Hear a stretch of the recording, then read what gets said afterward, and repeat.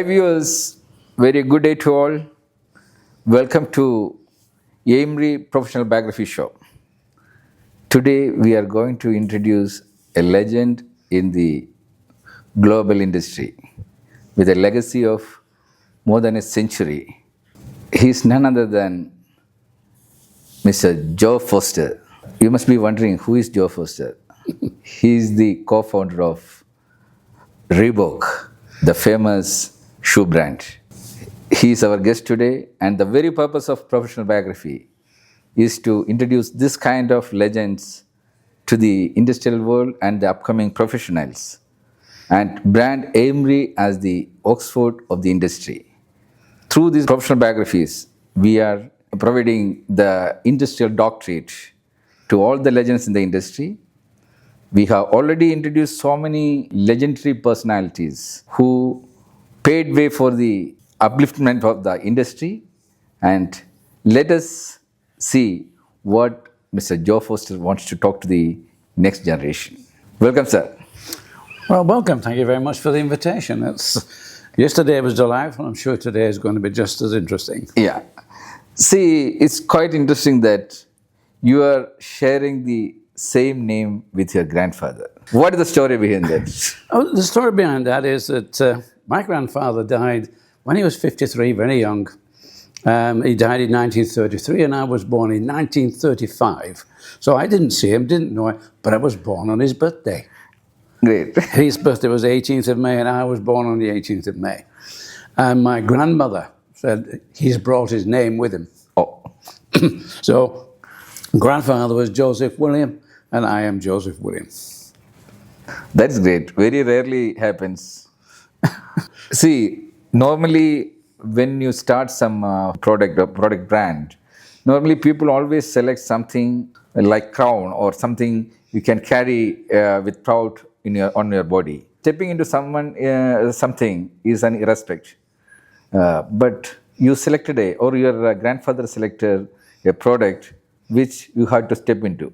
Well, indeed, yes. I mean, the story is quite interesting in as much as my grandfather, he was a runner.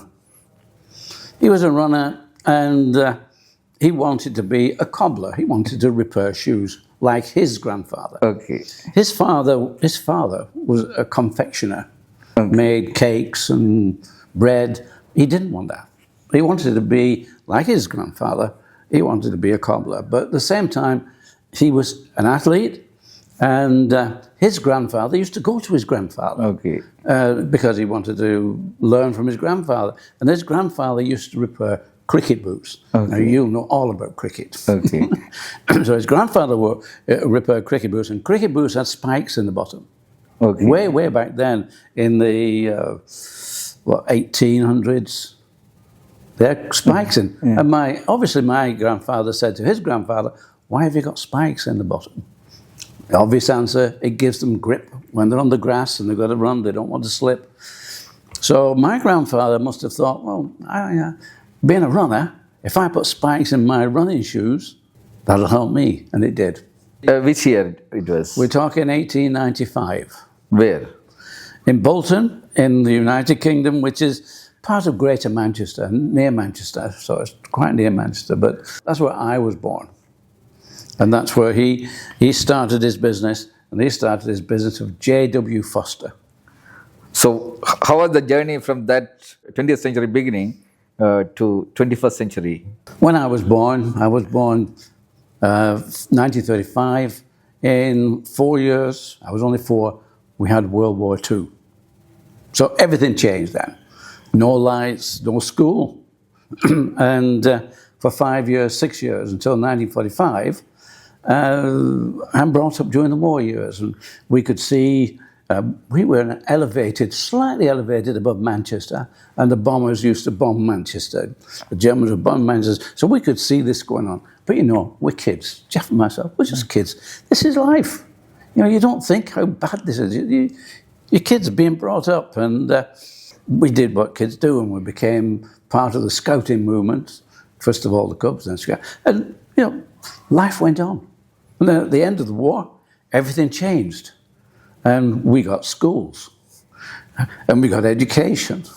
And this was fine, and you grow up as you do normally. Then when and I went to college, but I left college at 17 and went to join the family business. Okay.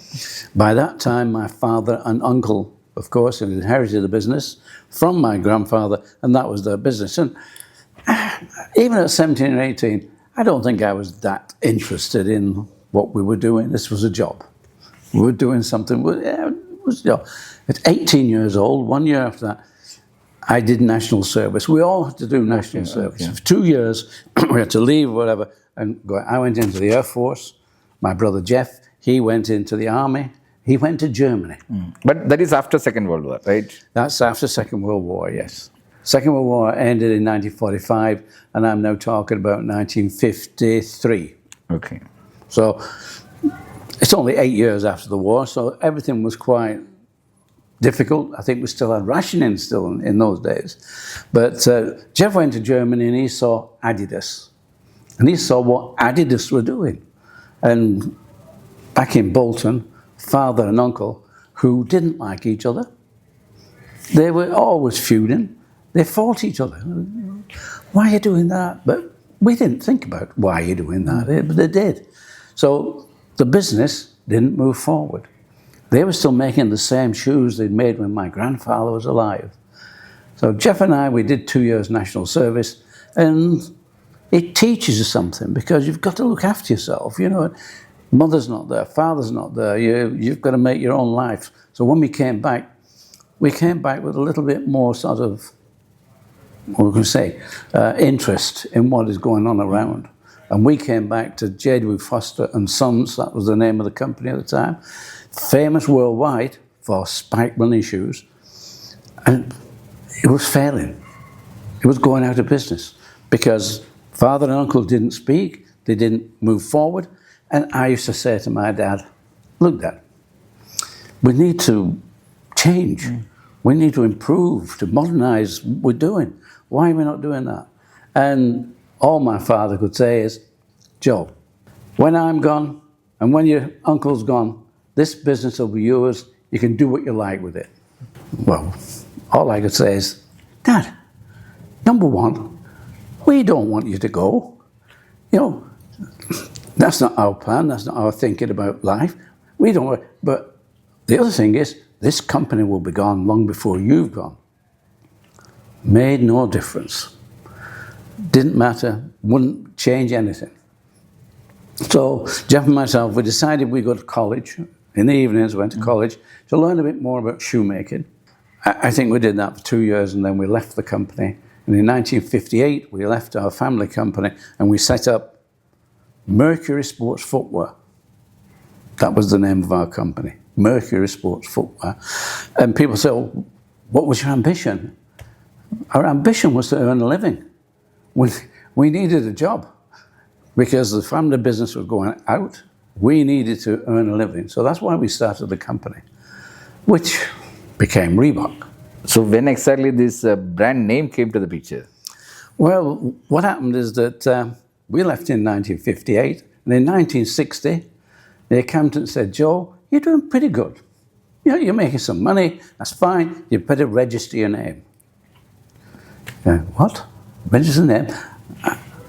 We started the business when I was 23, I'm now just 25, and it's surprising how naive we were still at 25 in those days. Why do we need to register the name? We obviously know why we need to register the name now. So we tried to register the name, and we found that it had been already registered by British Shoe Corporation. Massive company. They had Mercury registered. And so I went to see an agent, and the agent said, okay, we'll have a word with British Shoe Corporation, which he did, because they were not using the name, just had it registered. And they said, well, yeah, they can buy the name off us. We'll sell you the name for £1,000. But why this particular name? Well, I'm sure you picked your name for your company. And why? Now, is there any particular meaning or something? No, well, we couldn't use J.W. Foster because that was already the parent company. So we had to think of something, a Mercury, and you know, the winged messenger. He had wings, and that was Mercury. So it fits in with sport, fits in with running, Mercury and running. That's why we just picked the name. I thought it was a good name. I still think it's a good name. And what about the logo? The same logo you have been following from the very beginning? The same, the logo. Brand logo. Right, we started with Mercury, we started with the winged messenger. Okay. Yeah, he's carrying the torch and the wings on his hats and his ankles, and yeah. So we had that, and I thought that was a very nice logo. However, when we tried to register it, we couldn't register it. So the agent said, okay, you can buy it for £1,000. We didn't have £1,000. In those days, we didn't have anything like £1,000. Oh, £1,000 was quite a big amount that time. Oh, it was colossal in those days, yes. We had set up our whole factory for £250. Okay. The whole factory, we were buying machines at £5. And so the whole factory was set up £250. £1,000, no, the bank manager wouldn't look at us for that. Well, we didn't want to spend that much money. We hadn't got the ability to pay that back.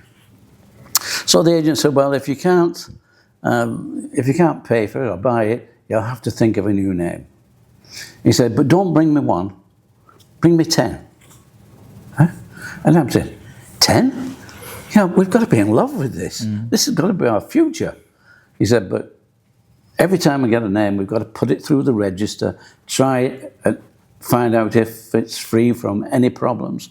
And if you only do it one at a time and we don't get one for 10 names, that's going to take well over 12 months to do that. So bring me 10 names.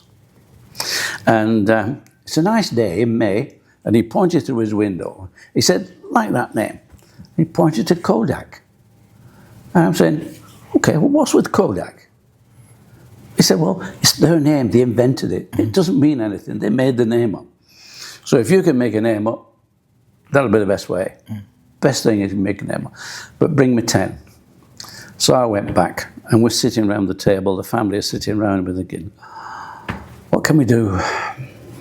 10 names. So we're thinking, Cougar. Cougar's a good name. Yeah, put that down on the list, Cougar. What else? Falcon. Falcon's a good name. Put that down on the list. And so it went on. However, I'm going to take you back now to 1943. I am 8 years old. And in 1943, just like through COVID, you couldn't go anywhere. There was a war on. Lights, nothing happened. But we did have a local event. At the local running track, they had local events. And so I was entered into an 80-yard sprint race. And I won it. I did have an advantage. I had my grandfather's spike shoes. Big advantage. However, I won the race. And I went up and collected my prize. What did I get? I got a dictionary. And I'm disgusted. I'm 8 years old. What do I want with a dictionary? Where's the football? No football. So I had to take my dictionary. And the dictionary was an American dictionary. Of all things, it was an American Webster's dictionary. So I guess I was a bit disgusted at that point. I could have kicked the dictionary around, I suppose, but okay, fast forward back again. 1960, my dictionary is on the desk, and we're sitting there. So I opened the dictionary, and I like the letter R. Don't ask me why, I just like the letter R. So I opened it R, and I start thumbing through, and I come across R-E-E-B-O-K. Oh, what's that? It's a small South African gazelle. We're a running company. Gazelle. Wow. Top of the list. I finished the list off, and I went back to the agent and said, look, here's your 10 names, but we want that one, Reebok, because we love it. Already, we love that name. And he's a lawyer. He's not got any emotion on this. Well, okay, we'll see what we can do. 2 weeks later, he came back. He said, Joe, you've got your wish. You can have Reebok. Wow. However, there's a caveat to this. If anybody starts making shoes out of Reebok skin, you can't stop them. I looked at my brother like I'm looking at you. That'll never happen. That'll never happen. No. Okay. However, because of that, they put us in the B section of the register. And we're saying, well, up to 2 weeks, 3 weeks ago, we didn't even know there was a register, so what does it matter? So we were in B section of the register. 10 years later, the registrar came back and said, we've moved you to the A section. Oh, really? Fine, why did you do that? Well, everybody now knows that Reebok is sports footwear, and the animal, unfortunately, has to come second. So we got into the A section. And that's how we got Reebok. Oh, great, great. There's a story behind that. Anyway, see, when you started, the world was different. The materials were different. So your shoe must be quite heavy those days, right? So what kind of material you were using, and what is the difference between the current Reebok and those days Reebok? Oh, in those days, we were still using leather. We used leather. Foster's always used to use calf leather. We used something called veal because veal was But it was cheaper. quite heavier than present Reebok, no? It was, Heavy. The weight was quite or same. well, they were, but you know, surprisingly enough, the running shoes were quite light in weight. They were quite light in weight, even though they got spikes in the bottom. Okay. But what was different when we started making, they had screw-in spikes. Okay. Life had changed, and then we went to nylon uppers. So the uppers became fabric, and that was lighter. So you got also the sole was nylon soles, so there were injection molded nylon soles. These were lighter, so the product was becoming lighter. And today, the technology has taken us on quite a bit in terms of materials. We can use synthetic materials. Certainly, we can use nylon fabrics, but there's a lot of leather. And certainly with Reebok, we use a lot of leather. These shoes I've got on, they're made from leather, and that's a different story because what happened? We pioneered soft leather, but that didn't happen until we got into America. So in the manufacturing process, initially it was 100% manual, right? So Very later manual, automation came. How is the difference between the mode of manufacturing? Surprisingly enough, there's not much difference. The only thing is that manufacturing has moved away from the UK and Europe into Asia because labor is cheaper in Asia, and therefore the product, they can produce the product at a much better price. And the whole thing of manufacturing in Europe, slowly at first, but now everything is in Asia, because that's where. And funnily enough, when we did get to Asia, the product was so good. They really made a good product. We were thinking, you know, maybe it won't be as good as we could make. No, it was good. Yeah, they made a good product. So the initial days, how many models you were launching? In those early days, we probably had about 15 different models because we didn't only do athletic running shoes. We also did cycle shoes. We did some football boots, soccer boots, and we did rugby. You were using the same colors also? The same The product? color difference? Yeah, but the reason we made colors is because when you produce your leaflet, it looked better if you got some color on it. But people only wanted white or blue. Those were the only colors we could really sell in those early days, white or blue, for some unknown reason. But we used to have colored shoes, definitely, in the catalog. It just made the catalog look good. But see, you started from UK. The climatic condition of UK is totally different with Middle East or other places. But how come this particular brand, which is designed for a cold climate like Europe, became a global brand? You know the UK. The UK is a small country. Yeah. Okay, we probably in those days had maybe 55, 60 million people. We've now got 70 million people. But and if you think how many of those would go out running, athletics, we didn't get into soccer boots, football boots, mainly because Adidas had come in from Europe, and they just owned the soccer market in the UK. To get into that would have cost too much money. So we went into cycling, athletics, and rugby league. I don't know if you know the difference between rugby league and rugby union, but rugby league is slightly different rules to rugby league, and it's played in the north of England. We were in the north of England.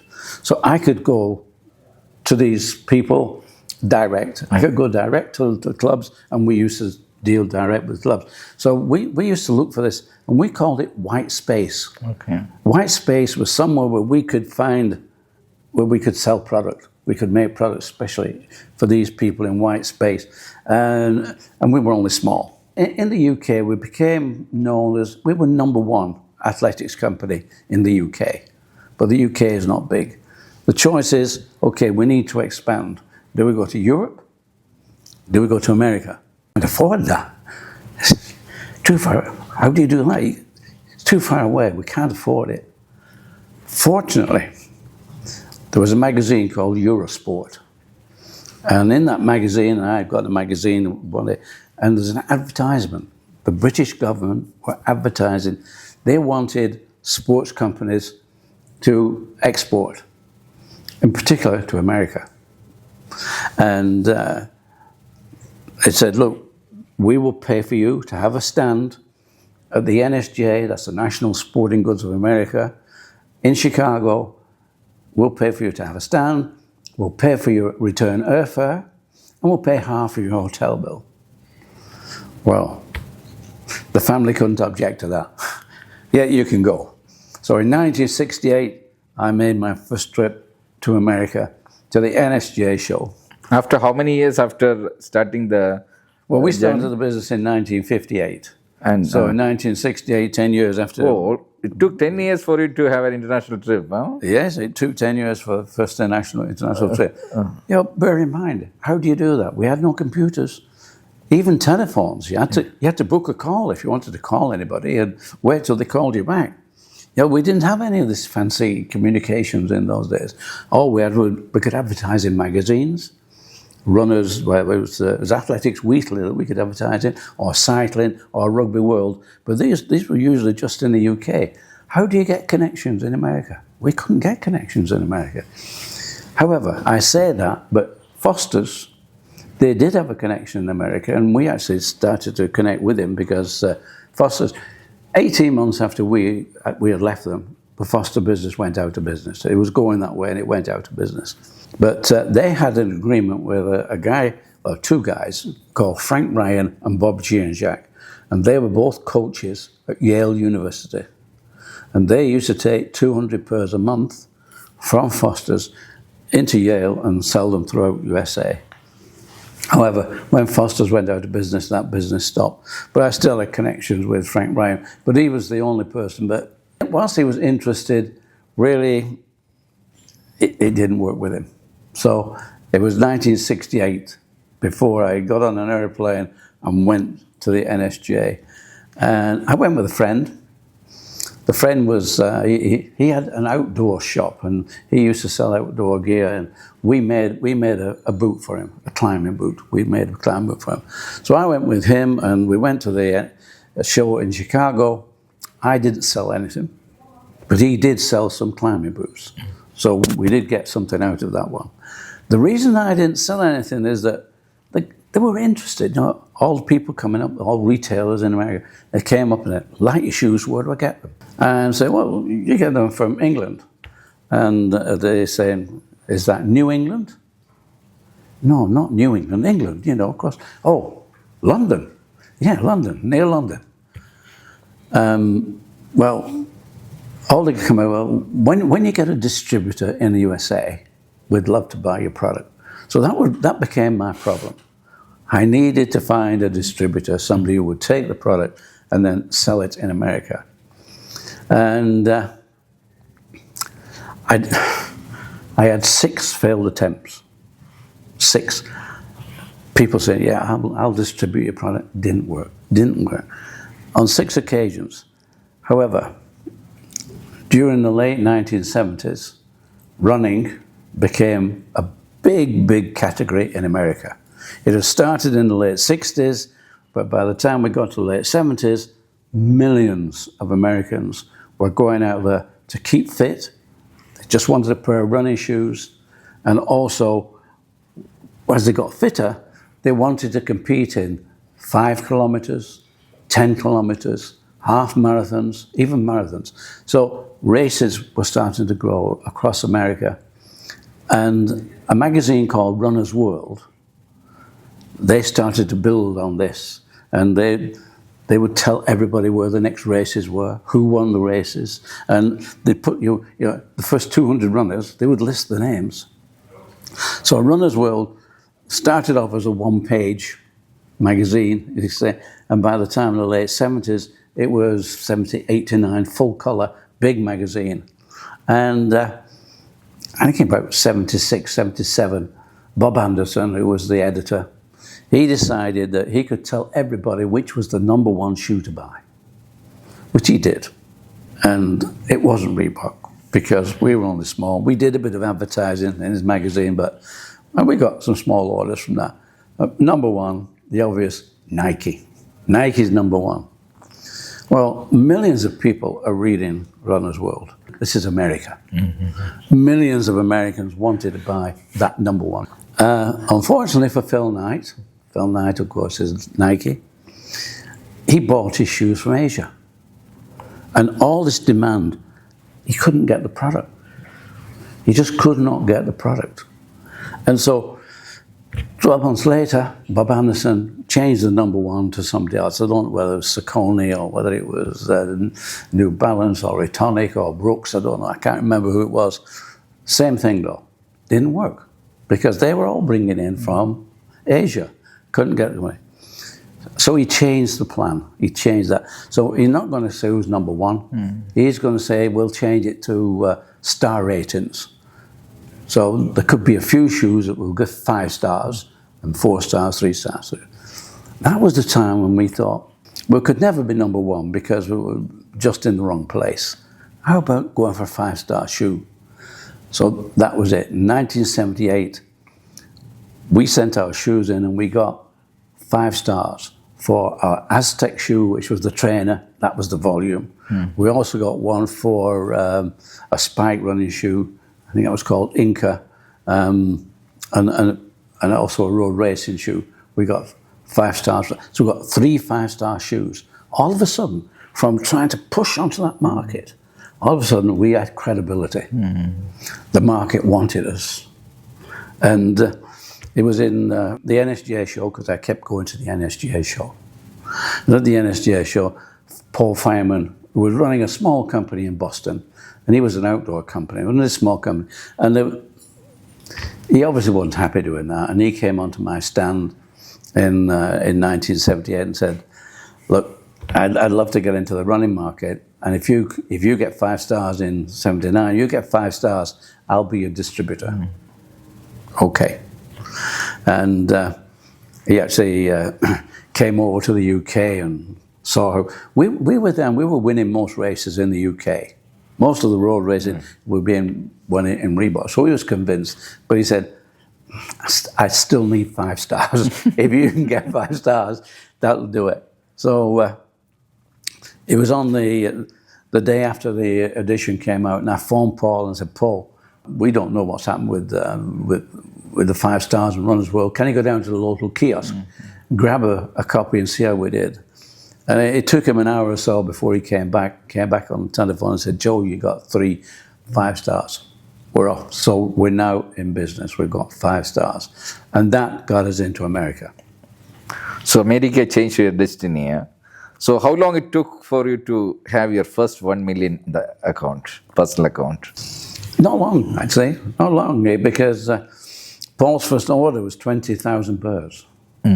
So, No, that happened after entering America. That happened after we got... So the first 10 years in the UK business... In the first 10 years, we got to about 1 million, maybe just over 1 million and whatever. Okay. Because making the first million is the first biggest hurdle of any businessman. Okay. Okay, but we're talking about revenue now, not income. Okay. Just the actual turnover. We made 1 million, and that was okay. But I mean, okay, you don't get that much profit out of 1 million. It's not that much. If you want to expand, we needed the bigger market. We needed the bigger demand.